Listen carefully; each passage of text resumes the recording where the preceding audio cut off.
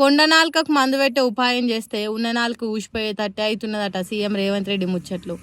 మొన్న CM sir traffic rules పాటించకుంటే బండి number photo కొట్టంగానే అకౌంట్ల నుంచి పైసలు కట్టు కావాలి, అసొంటి ఉపాయం ఏమైనా ఉంటే చెయ్యండి అన్నట్టు పోలీసులకు చెప్పిండు కదా. అది కుదరకపోవడే కాదు, పాత ఫైన్లు వసూలు చేసుడు కూడా నెత్తి నొప్పి తెచ్చే ముచ్చటగా పోతున్నదట.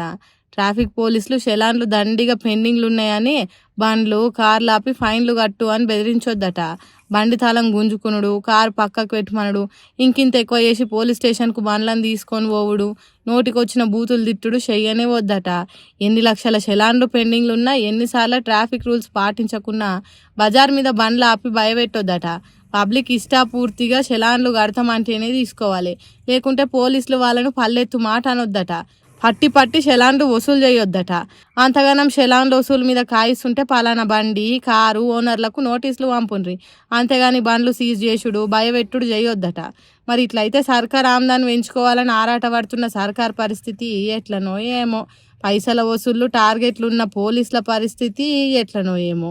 కానీ బండ్లు కార్లు నడుపుతున్నోళ్ళు ఇదే సందని అడిగేటోడు ఆపేటోడు ఉండరని ఎట్లా పడితే అట్లా ఓకుండ్రి. ఫోటో కొడితే ఎన్నటికైనా పైసలు కట్టేదే అనేది మరవకుండ్రి. ఏమంటున్నాం? మున్సిపల్ ఎన్నికల ముందు కాంగ్రెస్ మంత్రులు ముక్కులు మూసి మొස්සమర్రకుంట చేస్తున్నారు జనాలు. ఏందో ఏమో గాని ఏడికి మంత్రులు అయినా జనం ఎగవడినట్టే అడుగుతున్నారు. మాకు అదెందుకు చేయలేదు, ఇదెందుకు రాలేదని నిలదీస్తున్నారు. పాపం ఇక చూడుండ్రి ఉప ముఖ్యమంత్రి బట్టి విక్రమార్క పరిస్థితి ఎట్లా అయిపోయిందో సమాధానం చెప్పలేక సతమతం అవుతున్నాడు.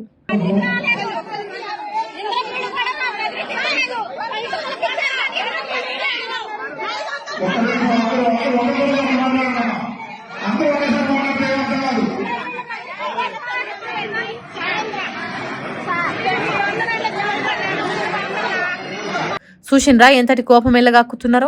పాపం ఓ దిక్కు కెమెరాలుండే, ఇంకో దిక్కు ఆ అక్క ఆగుకుంటా అడుగుతుండే. అందుకే ఏమనలేక ఏగలేకపోయిండు మంత్రి బట్టి సారు. ఇట్లా ఒక్క బట్టికే కాదు, అంతకుముందు ఇంకో మంత్రి వాకాటి శ్రీధర్ సార్కు మాకు నెలకు 2500 ఎప్పుడు ఇస్తావో చెప్పని అడిగిండ్రు. ఇంకో మంత్రి దామోదరం రాజనరసింహ ఇందిరమ్మ చీరలు వంచుతుంటే చీరల తర్వాత మాకు ఇస్తానన్న 2500 ఎప్పటి నుంచి ఇస్తారో చెప్పుండ్రని అందరు ముంగటి నిలదీసింది.